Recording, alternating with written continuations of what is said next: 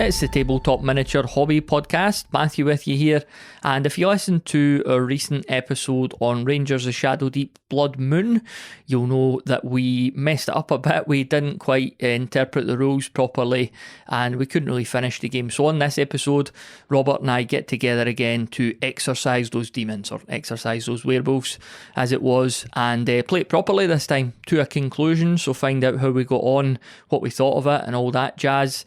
And then we're going to talk a wee bit about AI. We're going to play around with some AI software and discuss the ways that that might potentially be usable in this hobby. So we've got all that to come later on in the episode, but first up, let's head back to the world of Rangers of Shadowdeep. So here we are again, Robert, back Blood Moon 2, back in the habit. Absolutely, we're ready to deal some damage. Yeah, I mean, you say we're ready. We've been ready for a while, haven't we? Because we're halfway through this rematch of the Blood Moon scenario with Rangers of Shadowdeep. Yes, it's been quite the slaughter, and I'm feeling good about it. Yeah, so to get the listener up to speed, like, we played this scenario before and got it horribly wrong with the unveiling of the werewolf. So we were making the mistake of giving all our auxiliary companions individual investigation scores. So now we've corrected the error of our ways and we're doing a combined investigation score.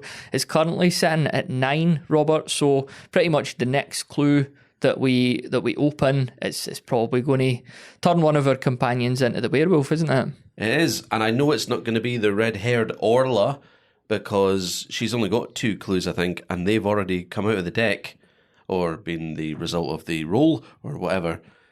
So she's off the hook. So I don't mind Orla being next to my main character, Grub, but the rest of them, I'm going to keep them at arm's length for, should I say, 14 inches or so. Make sure they can't get to me in one turn when they eventually look up at the moon and decide now's the time.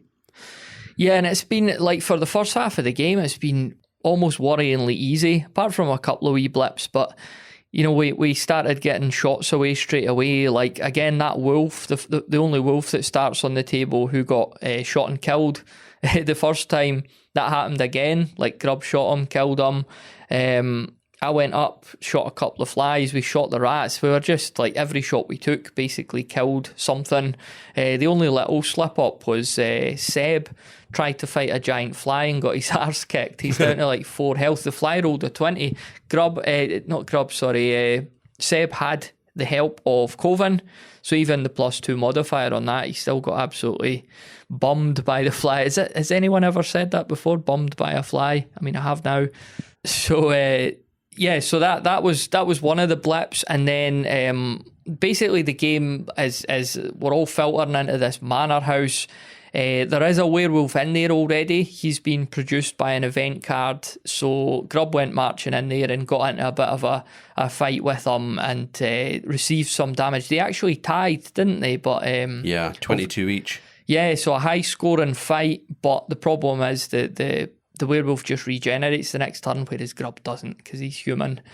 And you had a look through your special abilities and stuff like that, so we made a bit of a faux pas there because we could have avoided that, couldn't we? Yeah, he's got an ability called Dive for Cover, which means that if an evil figure is looking to move towards me, I can use that, and then it has to just act as if my guy is not on the table, i.e. like a random wandering around or whatever.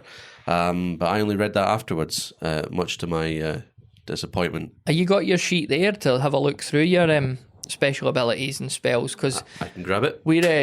We're notoriously guilty of forgetting about these things until after the fact. I mean, like I say, the game up until now has been so easy that we've not needed them, but yeah. Same for pushing people back as well, because we've been one-shotting everyone. We always forget to do that, yeah. I mean, they couldn't have done that in that fight there because it was a tie, but... Yeah, no pushbacks if you both win. Aye, so what you all got there? Heroic abilities and spells. Steady aim. Steady aim, let's have a look at that. Steady aim, steady aim, steady aim. +5 shoot for 1 shooting roll. And it must be declared before the roll is made. So like you'll say, right, I'm using steady aim, then you roll a 20, probably. And blend into the shadows, that was the one you just mentioned, wasn't it? Yes. This ability may be used if an evil figure is about to make a move that would take it into combat. Aye, so you literally could have You could have used that, you didn't. We've got Focus DIY. Yeah. The Ranger may add +8 to any one skill roll. He must declare he is using the ability before he rolls. So like read runes, I made a read runes roll earlier, Yeah. just managed it. Orla had to roll strength or lockpick to get in the door. Aye. So Grub could, you've got skills, acrobatics, ancient lore, swim. My Ranger actually failed a will roll because there was a howl or something, like a wolf's howl, which I don't know where it came from because there's no wolves on the table, but it was a wolf's howl and he shat his breeks. He had to miss a turn because he failed the roll. Your last one there, dive for cover. The Ranger may add +10 to his fight roll when rolling against a shooting attack. He must declare he's using this ability before he rolls. Not something I think you'd... I'd said dive for cover, but it was blending into the shadows to stop the guy attacking him. Yeah, because I don't think we could face a shooting attack in this scenario because nobody's got... well, there's just nobody to shoot at you anyway, even if they did have something. There is literally one werewolf on the table, that's it. All the flies are dead, all the rats are dead. And for this game being a wolf game, and I've got all these wolf miniatures, like the two games combined, I think we've had one wolf on the table for a quarter of a turn, and that's been it. So presumably they could keep popping out of the events deck, but it just never happens to us. So you've got one spell... Magic Bolt. The caster may make a +5 magic shooting attack against one figure within line of sight. This attack ignores penalties for cover and intervening terrain. Yeah, and it says here proxy as pistol, so it's basically like using a pistol for the stats. The miniature, he's got a wee pistol. I thought, for the fluff, that's just his gun, and he could fire it once because it's one of the really old school things that you're going to have to take a week off your work to reload. Oh, like a musket. A hand musket. That sounds like a euphemism. Playing with his hand musket, and the game passed him by. Let's have a wee look at what I've got. Harold Halfork, my Ranger. We have Deadly Shot.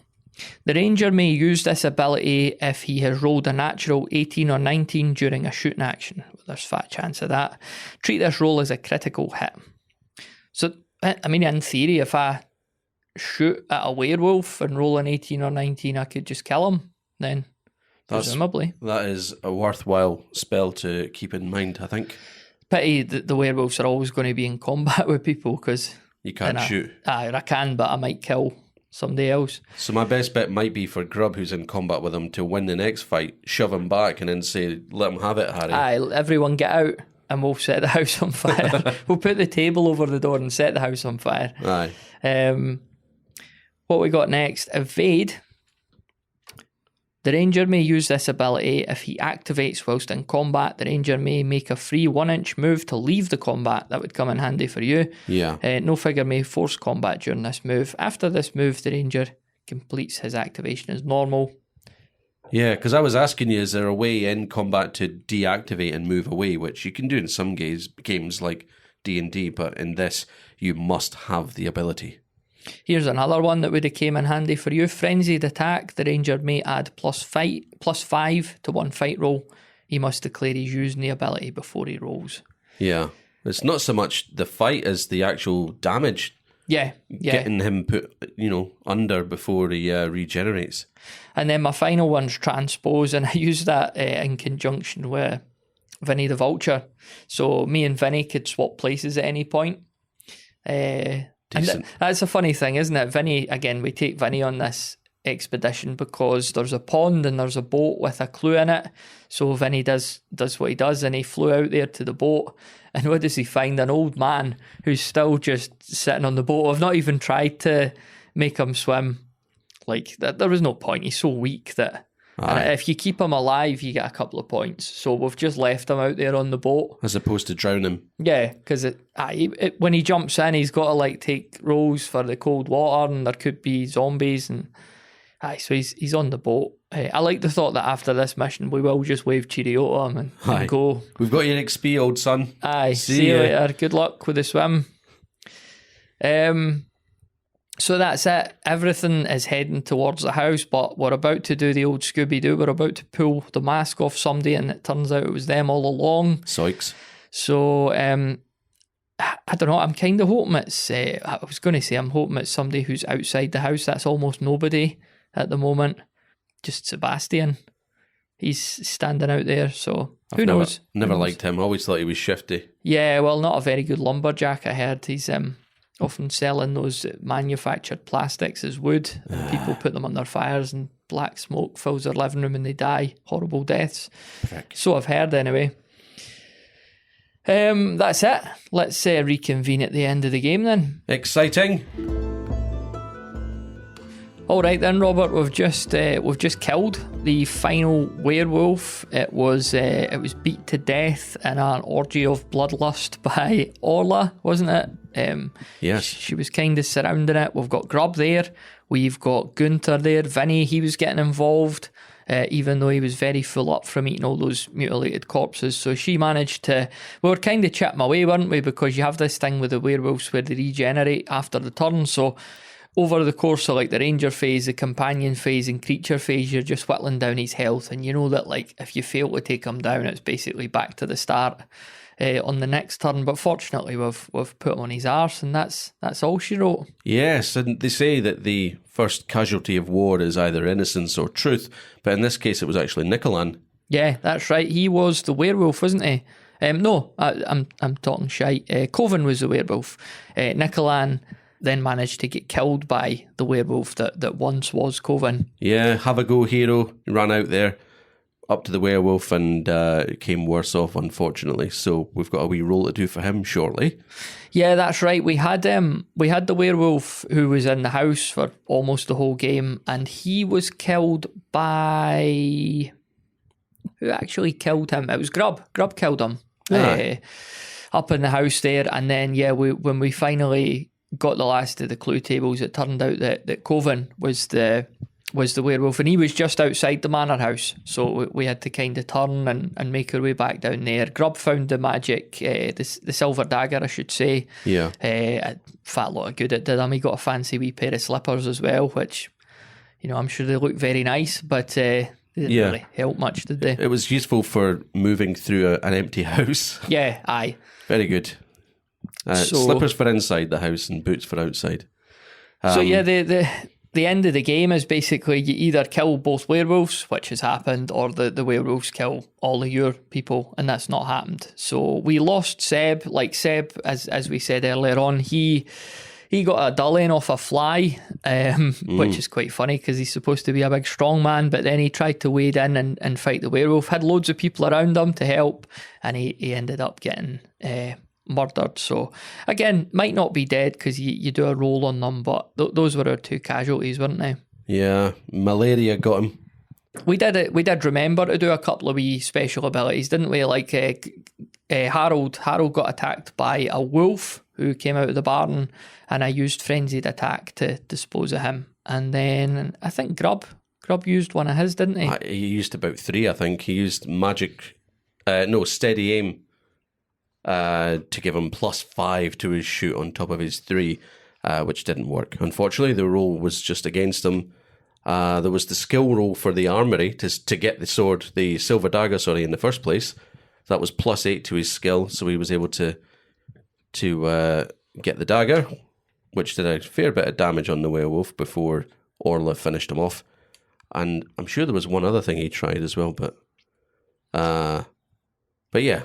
He did well. It was funny once the fight started to turn and people were dropping. It was like, what are those abilities again? Well, that's it. I thought this is again. It's just far too easy. But there was a moment where the werewolf suddenly dropped a couple of folk, and you thought this, and then a fly popped up, which in isolation wouldn't have done much. But you start to think this could, like, if that werewolf keeps going here, which he didn't. I still think it's a bit easy. It's so hard to judge, isn't it? Because the D20, there's just so much could happen with D20. Like I said earlier, you could set this up to be slightly harder, and then if you roll bad, like, the game could be over quite quickly. So yeah, I suppose it's just one of the things, isn't it? Like we did over the piece, we rolled very, very well today, I would say. Early on it was ridiculous, but if we'd been even more strategic about it and all of your characters and mine went together in one group, every time we fought one individual thing, it would be a case of, right, well, we've all surrounded it, we've got plus 10 to every fight, we wouldn't have a problem. So I think the scenario could be a bit better balanced in that sense, rather than allowing us to be able to just pick them off one by one. But so we didn't do that, though, because we thought, well, to hell with it, let's make a narrative out of it. You go your way, I went my own way towards the wagon, you went to the barn. Grub on 6 health because he had the silver dagger. I'm going to keep calling it a sword. I thought, do you know what? Come on, let's do it. Let's get in there for the story's sake. So I guess you make of it what you want. But yeah, it could be a bit better balanced. A couple more monsters on the outside, I think. I was keeping a track of kills there. Gunther, he got 1 kill. Coven got 1 kill before he then, well, in theory got 3 because he became a werewolf and killed 2 people. So Gunther 1, Coven 1, Orla got 2, including the werewolf that once was Coven. And our Rangers, the star men of the show, Grub on 3 kills, Harold Halfork on 3 kills. So excellent work. Yeah, you need your big players to step up in these situations, don't you? So we've now got a couple of roles to do for the characters who were reduced to 0 health. Oh, yeah. Before we then find out like how many extra points we got, because I think we could level up as well. Right, I've looked out the survival table, and do you want to roll for Nicolan first then? Who may or may not be a werewolf. Yeah, well, that's it. If he dies, I think he, in theory, just becomes a werewolf. I mean, we're never going to use him again, but it's still interesting to know. Yeah. Any modifiers, or is it just a straight roll? No, it's just a straight roll on that there table. Right, so 9 upwards is a full recovery, otherwise we've got an issue. Let's see. It's a 15. Yeah, he's totally fine, isn't he? Totally fine. He is an aristocrat, so he's probably eaten quite well over his life. Private healthcare. Yeah, Bupa. Yeah. No sending an ambulance outside the hospital for 2 hours for him. Seb. Oh, no. What did he roll? I can't quite 6. see it. I thought it was a 9. I thought he was right, but nope. Badly wounded. Let's see what it says about that. The figure has suffered a grievous wound. It will heal, but it's going to take time. If the figure is a ranger, he's not. He must start the next game at -5. If he's a companion, he could start at -5 or he could miss it. Again, these auxiliaries, I don't know. Maybe Orla, you would use her again because she's got the bow, but the other guys, I don't know if they add very much, to be honest. We'll have to get great-great-grandson of Goatsy back. Yes. And use him in our next mission, and he'll inevitably die, won't he? Goatsy's dog. Which reminds me, just as an aside, I was in the supermarket the other day. There's a film out called Bone Alone. Bone Alone? Yeah, which I thought was a porn version, but I was going to say, yeah, it's about, interesting for a supermarket. Yeah. It's about a dog who's been left home alone, and it's basically the same story as Home Alone. 2 burglars and lots of hijinks and plenty of victory hijinks for the good in the end. With a bit of adversity and the all is lost moment towards the end, I believe, yeah. Be funny if it was like PG rating, but at one point the dog just ripped the throat out of one of the guys. And it gets put down at the end. Yeah. The burglar sues, because according to the Daily Mail, that happens every week. So devil dogs. Let's see how much points we accumulated from that. Okay, 2 XP for each giant fly, zombie, and wolf killed. So by my reckoning, or not by my reckoning, by my notes, we have... was that a rat as well? Doesn't mention a rat. It's a bit unfair. You what, mate? Yeah, giant fly, swamp zombie, wolf, grim wolf. No mention of rats. Is that just because they're so weak? I suppose nothing we could do about it. Oh well. Even Rent-A-Kill get paid, like. Okay, so that's 12 points for all the minions that we killed. Bro. Each werewolf, 10 points each. That's 20. I feel like Carol Vorderman in Countdown here. Yeah. 20 points for revealing which auxiliary companion was the werewolf. Thank you very much. And 10 points for each ox companion other than the werewolf and villager that is on the table at the end. So what we got there, loads. 3 of the civilians, and 2 of the auxiliaries. And we've got Michael row your boat ashore there in the middle of the pond. 1, 2, 3, 4. Yeah, one we had Coven turning into the werewolf, and the other 2 died. Yeah. So that is. I'm glad we found those kids in the old 40 man. points. 92 points. Not a bad How tally. about that? So we actually had, going into this, we had 72 points. So it go 2 to 3 is 100. Aye, so we're basically left with 64 points each now. But we've gone up a level. We've gone up a level.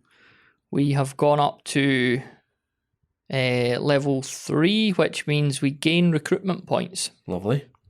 So we're finished that game. We've played it properly this time. Like, what's your summary overall now that we've completed it? Yeah, I really enjoyed it. I loved the extra jeopardy of the werewolf, who's it going to be, and so on. I would like to see something a bit more fraught, needing a bit more tactic and stuff. And I'm looking forward to fighting human enemies at some point. Back to Knowles. Yeah, because it's all been spiders and wolves and flies. Oh my! Yeah, I was thinking of doing because I've got a dungeon kit. I've got Dungeon Saga, the game, but you could use the dungeon tiles for this. So I was thinking of doing a wee dungeon bash for us next. I think that'd be pretty cool. Yeah, or we could always get the new hero quest if we get 200 quid between us or whatever. Yeah, it is. is it expensive? Yeah. Aye, so I did enjoy it. I thought it was a touch easy, but I could see why, like, a couple of bad rolls, it could completely flip on its head. So, and as I get older and I still play the odd computer game and stuff, it's like nowadays my gaming experience is more about the story anyway, or the experience than the absolute hardcore difficulty. Aye, yeah, definitely. No fun in getting your arse kicked, is there? No. So with Blood Moon finally out the way, with the werewolves finally put to bed, I wanted to show you something, Robert. I've been playing with this open AI software. Yes. Which is frighteningly incredible, I suppose. It's like Skynet.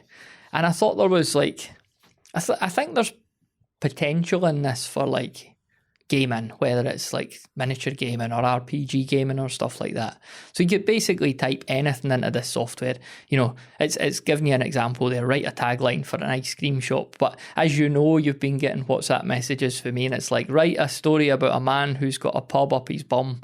And it, to be fair, it tackles the subject and presents it in as factual a way as it can, which sounds like a Viz story, doesn't it? It would be a pass in high school English, that's for sure, yeah.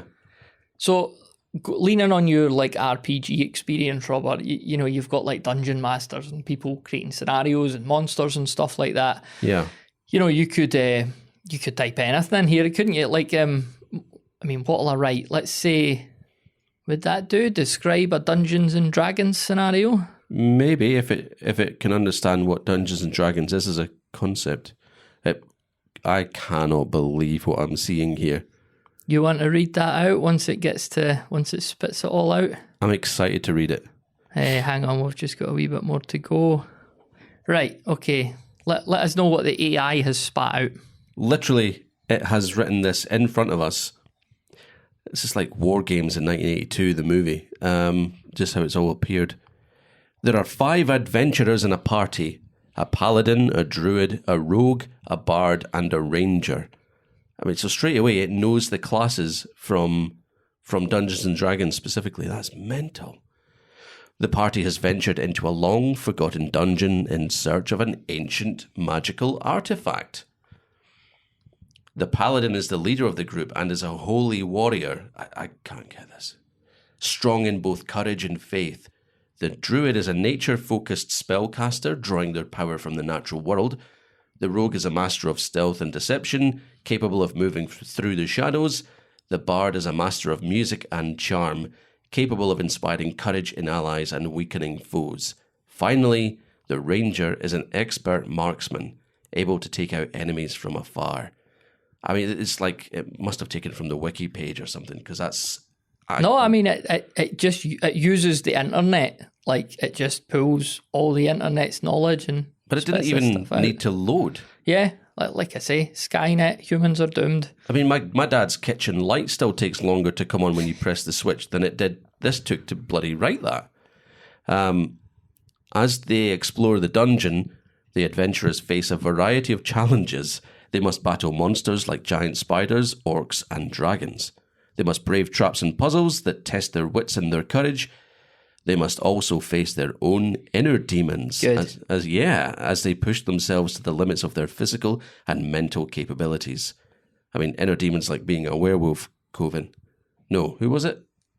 It was Coven. Eventually, the adventurers make their way to the heart of the dungeon. There they find the magical artifact they have been searching for, but with it comes a powerful enemy.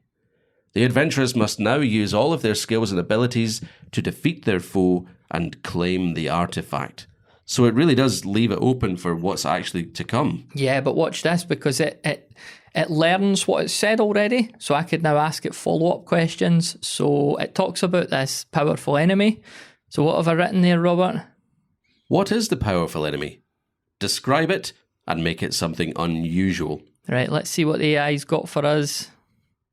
The powerful enemy the adventurers face is a powerful demonic entity known as a Balor, which, for fans of Lord of the Rings, is like the equivalent of a Balrog, but Wizards of the Coast that do Dungeons and Dragons, they were up against copyright, so they had to call it a Balor. But yeah, it's a Balrog.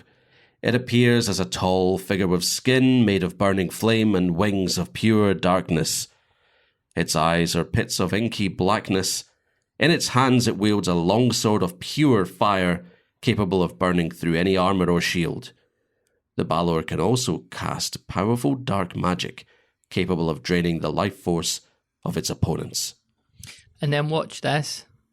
Why is the Balor wearing a Spice Girls t-shirt?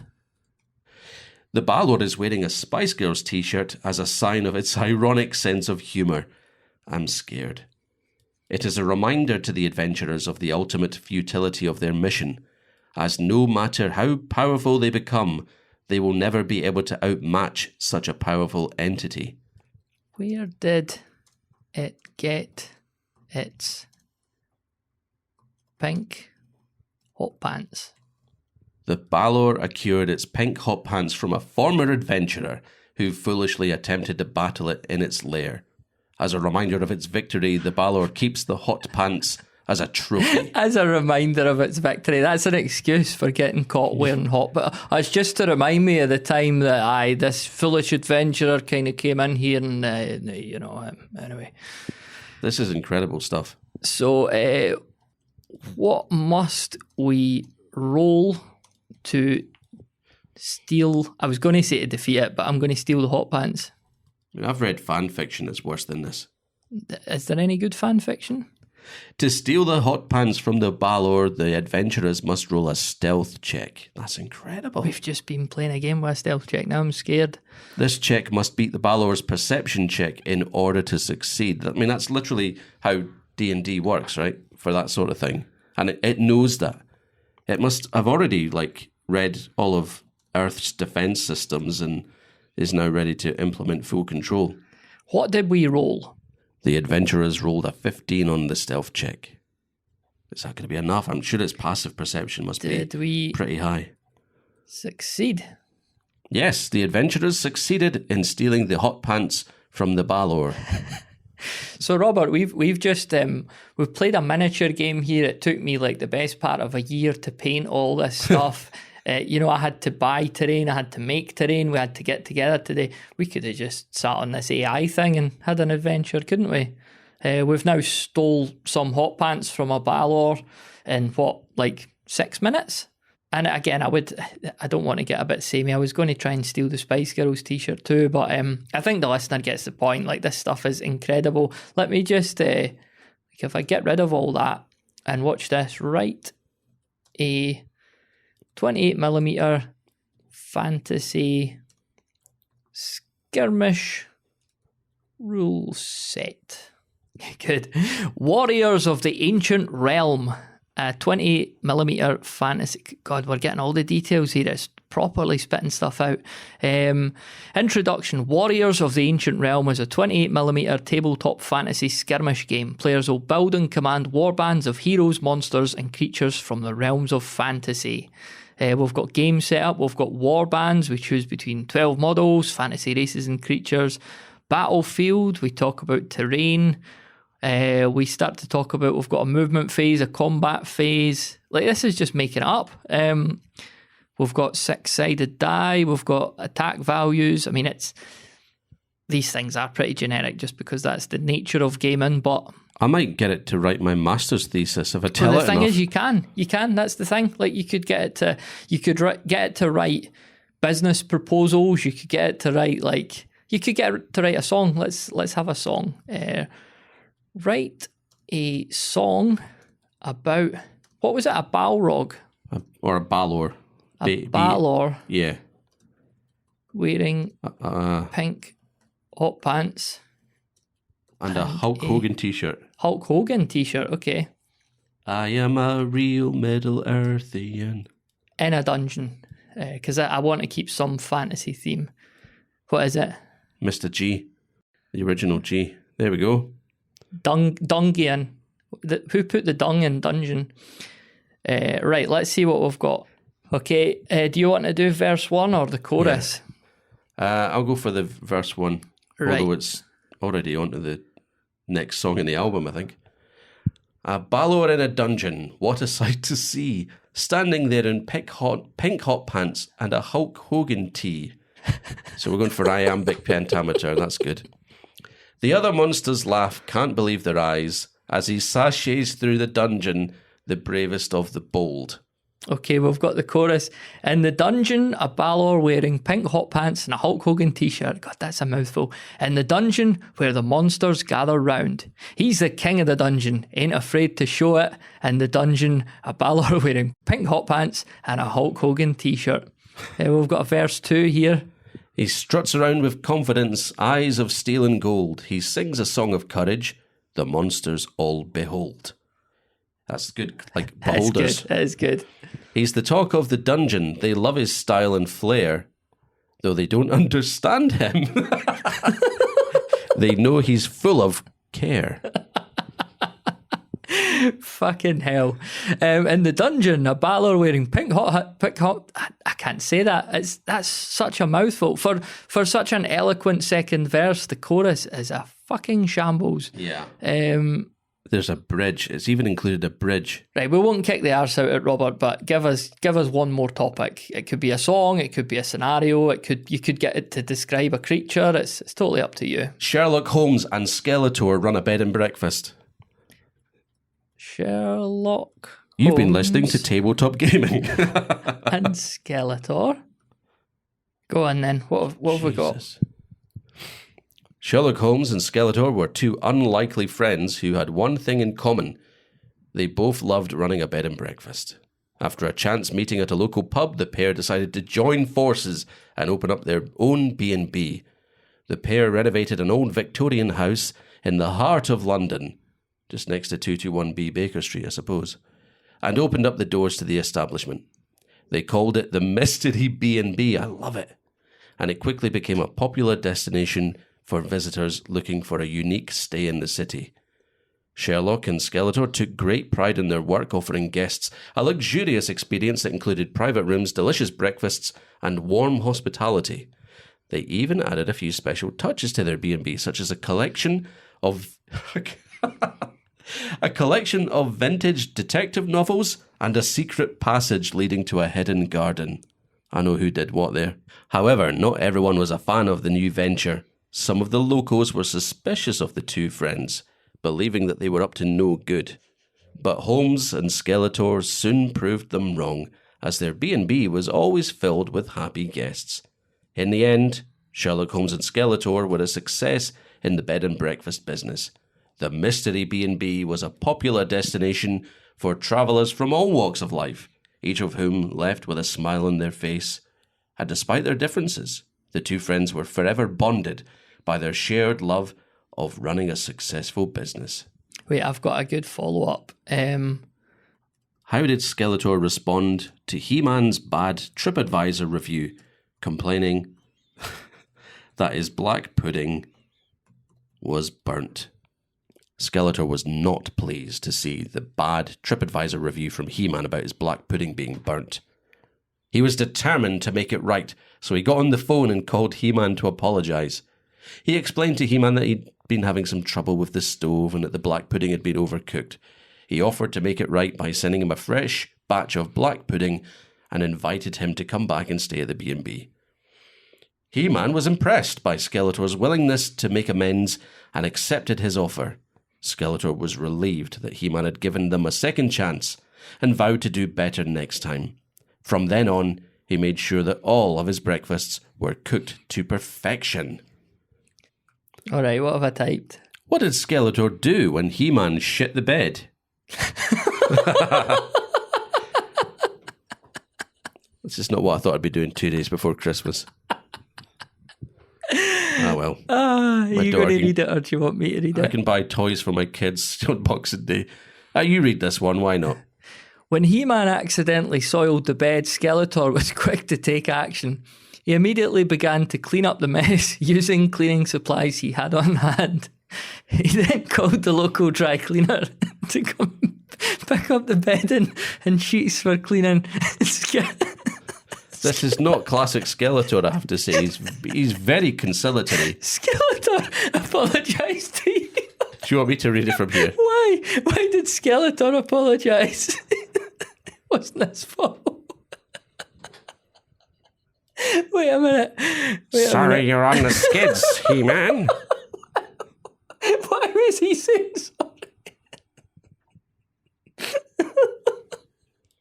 Right, wait a minute. Skeletor apologised to He-Man for the inconvenience and offered to buy him a new set of bedding. He-Man was embarrassed, but Skeletor was understanding and compassionate. He was relieved when He-Man accepted his offer, and the two of them went shopping for new bedding together. The two of them went shopping for new bedding together. What does it say at the end? In the end, Skeletor's kindness and understanding had won He-Man over. He was grateful for Skeletor's kindness, and the two of them became good friends. From that day forward, they had a standing agreement that Skeletor would always be there to help He-Man if he ever needed it. Sherlock's looking on like, I'm not happy about this.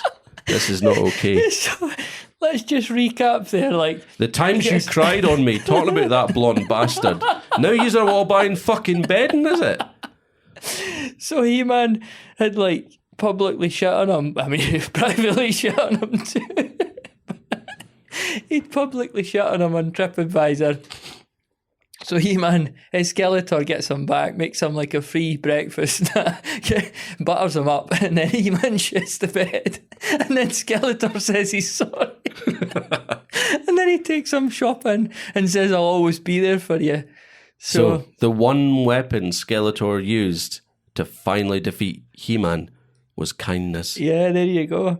There you go. There's a Saturday morning morality special for you. I think I need to go home now. Yeah, I think we need to stop because... And not just because I want to go and, do more of this at home. I'm going to... I do. Yeah. Alright, so I know that got a wee bit silly at the end there, but the point still stands. I think this is really useful technology if deployed in the right way, which we certainly weren't doing there, were we? But just to wrap up this episode, I got the AI to spit out a couple of other wee things for us. I'd asked it for some examples of a dungeon master using AI in D&D, so check some of this stuff out. It says Dungeon Master generated encounters. AI can be used to generate dynamic and challenging encounters for players based on the game's current state. This could include customizing the difficulty of the encounter as well as adding unique elements such as powerful monsters or traps. Number 2, AI-driven NPCs. AI can be used to create believable and dynamic NPCs. These NPCs could interact with players in a realistic manner, responding to the player's words and actions. Number 3, AI-controlled monsters. AI could be used to control the monsters in the game, making them more unpredictable and challenging. This could include monsters that can adapt to players' tactics and strategies, making for a more dynamic and engaging experience. Number 4, AI-generated quests. AI could be used to generate unique and interesting quests for players to complete. These quests could include various objectives and enemies, as well as unique rewards and storylines. And number 5, AI-controlled world events. AI could be used to create and control random world events. These events could range from natural disasters to political turmoil and could have a profound impact on the game's world and characters. And likewise, a wee bit on miniature war games as well. So AI-generated scenarios. AI could be used to generate unique and dynamic scenarios for players to play out. This could include customising the battlefield, terrain, objectives, and enemies. AI-generated units. AI could be used to generate units for players to command. This could include customising the unit's stats, equipment, and abilities. AI-controlled enemies. AI could be used to control enemy units, making them more unpredictable and challenging. This could include enemy units that could adapt to the player's tactics and strategies. AI-generated strategies. AI could be used to generate strategies for players to follow. This could include customising the tactics, objectives, and resources available. And AI-controlled events. AI could be used to generate and control various events on the battlefield. This could include weather, terrain, and even random events that could affect the game. So a lot of overlaps there between the RPG and the miniature wargame stuff, but again, the point stands, this technology in its very early days, if deployed correctly, could be really beneficial, especially to folks that are forced into sort of playing solo scenarios as well. So it's very much watch this space. It's not something I know anything about really. I'm just playing about with it. I'm not an evangelist of it or anything, but I thought it was definitely a topical thing to point you in the direction of if you're not aware of it already. Alright, time of recording, it is the 29th of December. It's that weird week between Christmas and New Year where you drink beer and eat sweets and don't really know what day it is. But I'm meeting up with Robert for a pint. I think we mentioned that in our recording that we were going to do that. So today is that day. So I'm looking forward to that. And if you're listening to this around the time of recording, I want to just wish you all the very best for 2023. Christmas was decent here. I got a copy of Dice Men from my daughter. So that's the Ian Livingstone, Steve Jackson book, The Origin Story of Games Workshop. I've absolutely loved it so far. It's tremendously put together, really well written, loads of brilliant photos in there, so it's been such an enjoyable read. I thoroughly recommend it if you've not got a copy already. That's Dice Men by Ian Livingstone and Steve Jackson. Right then, I better go and get dressed. I promise you I'm not naked when I'm recording this, but I better go and get dressed better than I am at the moment. And like I say, wishing you all the very best for 2023, and we'll catch up again on the next episode.